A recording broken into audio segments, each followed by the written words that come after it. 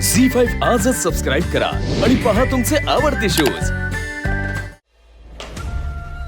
नाही नाही नाही नाही नाही, हे असले छाटछूट उपाय करून काय होणार नाही। आता आता झाड मुळापासूनच उपटलं पाहिजे। बस आता पंचायत बसवायची। डॅडी, अहो सगळा गाव सूर्याच्या बाजूने आहे, पंचायत बसून काय उपयोग आहे? सगळे लोक त्याला खांद्यावर घेऊन नाचत होते। हे लोकांचं काय सांगू नका मला। ते कधी खांद्यावर घेऊन नाचतात तर कधी पायाखाली तोडवतात लोकच ते। पण त्यांना कसं नाचवायचं ते आम्हाला चांगलं माहिती आहे। योजना बनवायची आणि आपली माणसं पंचायतीत पेरायची। आपण डॅडी त्याचा काय उपयोग होणार आहे का? तुला प्रश्नच लय पडतात छत्री। हे प्रश्न विचारत बसण्यापेक्षा आपल्या माणसांना कामाला लाव। त्यांना सरपंचाकडे पाठवून उद्याच्या उद्या पंचायत कशी बसल ते बघ। आमच्या आयुष्याचा आता एकच ध्येय, या आशाला घरातनं आणि या गावातनं बाहेर काढायचं। ते जगताप कुटुंब आनंदात असलेलं पाहून आम्हाला लय त्रास होतो, लय त्रास होतो। याच्या दुप्पट त्रास आम्हाला त्यांना द्यायचा आहे। या सूर्याला आणि त्याच्या घरच्यांना जन्माची अद्दल घडवायची।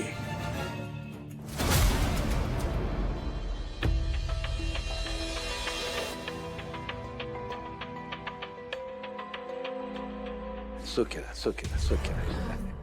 पंचायत का बोलू? आम्हाला बी काय माहित नाही। सरपंचांचा फोन आला, आम्ही इथं आलो। पण तुम्ही कशापाई चिंता करताय? त्या गावातल्या एका पोरीचा, लहानग्या पोरीचा तुम्ही जीव वाचवला म्हणा। आला आमच्या कानावर। लय चांगलं केलं, लय चांगलं केलं। म्हणजे कसं आहे, आता गावच्या लोकांना जरी तुमच्या आईबद्दल तक्रार असली तरी अख्खा गाव तुमच्या पाठीशी म्हणल्यावर तुम्हाला काही चिंताच नाही ना। बसा बसा बसा बसा बसा। काय सरपंच, लय गडबडीने बैठक बोलवली? काय ते विषय सांगा, सुरू करा लवकर। चला डॅडी, अहो तुम्हाला तर माहितीच आहे, गावातल्या लोकांनी सूर्याच्या आईला गावात राहण्यावर हरकत घेतली आहे, त्याच्यामुळे ही बैठक बोलवली आहे। काय सरपंच, त्या विषयाला फाटे फोडण्यात काय अर्थ आहे म्हणतो मी? ते प्रकरण आम्ही कधीच निकालात काढलंय ना। काय त्यापेक्षा कितीतरी महत्वाचे प्रश्न आहेत गावापुढे ज्याच्याकडे लक्ष देणं गरजेचं आहे। आणि काय म्हणतो, तसं बी सूर्याच्या पाठीशी अख्खा गाव आहे म्हणल्यावर या बैठकीला काय अर्थ आहे? अहो अर्थ कसा नाही, लोकांनी तर बैठक बोलवल्या आणि तुम्ही म्हणताय तसं आशाताईनं जर गावात राहायचं असेल तर गडावरच्या देवी आईचं व्रत करावं लागेल।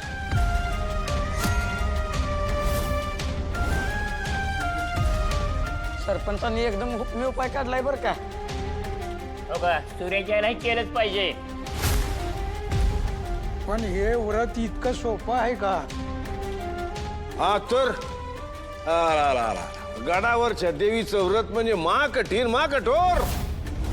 एवढं महाकठीण व्रत या बाईकडून करून घेण्यात काय अर्थ आहे? काय मिळणार आहे? आणि मी काय म्हणतो, तसं बी सूर्याने त्याच्या आईची जबाबदारी घेतली आहे ना। उद्या जर का त्या बाईमुळं गावाला काही त्रास झाला, तो जबाबदारी येतोच आहे। झालं की मग? डॅडी, विस्तवाची परीक्षा घेण्या अगोदर हे कठीण व्रत जर पार पडलं तर आम्हाला पण काळजी नाही। हे बी खरे। हो, आणि तसं पण जो माणूस प्रामाणिक आणि मनाने खरा असतो तोच माणूस गडावरच्या देवीचं व्रत पार पाडू शकतो। आता सूर्याच्या आईनं व्रत पार पाडलं, परत आम्ही काय तर भानगडीत पडणार नाही। अहो तसं पण सूर्य आमच्यासाठी देवाचा माणूस आहे, उगाच आम्ही त्याला कशाला त्रास देऊ? अहो त्याला 4 बहिणी येत्या। सूर्याच्या आईला जर गावात राहायचं असेल तरी हे व्रत पार पाडलंच पाहिजे।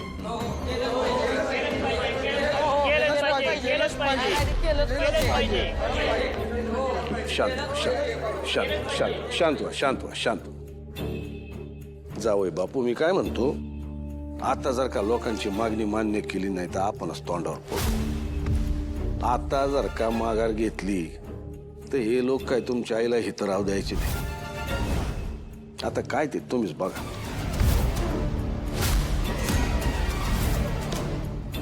सूर्या, विचार करून निर्णय घे।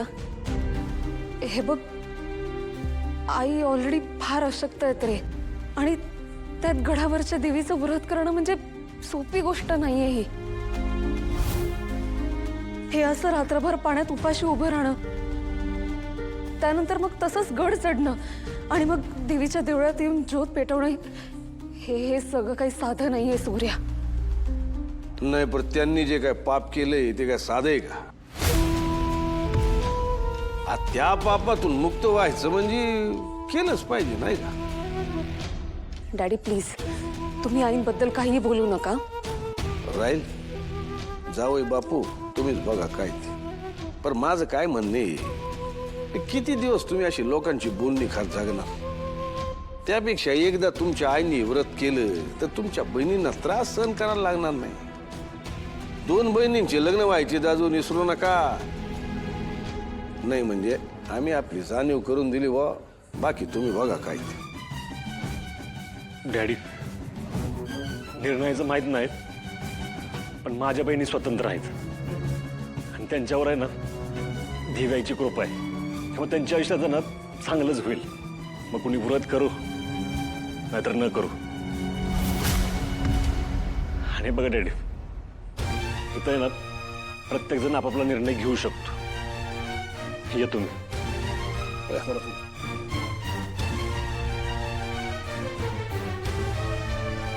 आशाताई, तुमच्याकडे उद्यापर्यंत वेळ आहे. उद्या तुमचा निर्णय पंचायतीला कळवा. आजची पंचायत संपली.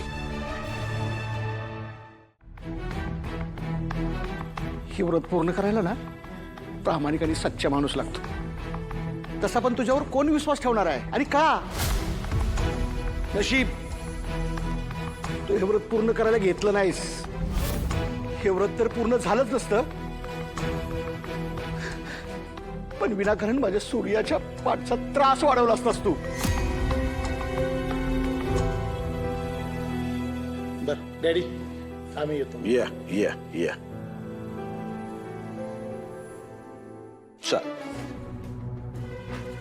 डॅडी, मुद्दाम घडवून आणला ना तुम्ही हे सगळं? झालं का? आता आम्हाला काय दुसरी कामं नाहीत का? असती तर असं वागलाच नसता तुम्ही. तुम्ही जर मनात आणलं ना तर हे सगळं थांबवू शकला असता, पण तसं केलं नाही तुम्ही. आईंना त्रास देण्यासाठी मुद्दाम हा डाव टाकला ना, खरं सांगा. घ्या, आमच्याच पुरीचा आमच्यावर विश्वास नाही. आम्ही कशाला करू असं? सरपंचानं बैठक बोलवली होती. आता कधी कधी लोकांच्या म्हणण्याप्रमाणे करावं लागतं. आणि मी तर म्हणतो, आशाबाईंना संधी त्यांचा खरेपणा सिद्ध करण्याची. त्या जर खऱ्या असतील तर करतील व्रत.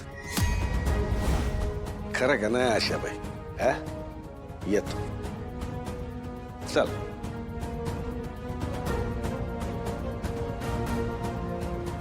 आई, तुम्ही प्लीज या व्रताला हो म्हणू नका. अहो, दिसतं तेवढं सोपं नाही आहे हे. तुम्हाला ना मुद्दामून या सगळ्यामध्ये अडकवण्यात येत आहे. तुम्ही प्लीज अडकू नका या सगळ्यामध्ये. आपण एक काम करूयात. आपण उद्याच सरपंचांना जाऊन भेटूयात आणि त्यांना आपला नकार कळवूयात. काहीही झालं ना तरी मला डॅडींना यशस्वी नाही होऊ द्यायचं. झी5 आजच सबस्क्राईब करा आणि पहा तुमचे आवडते शोज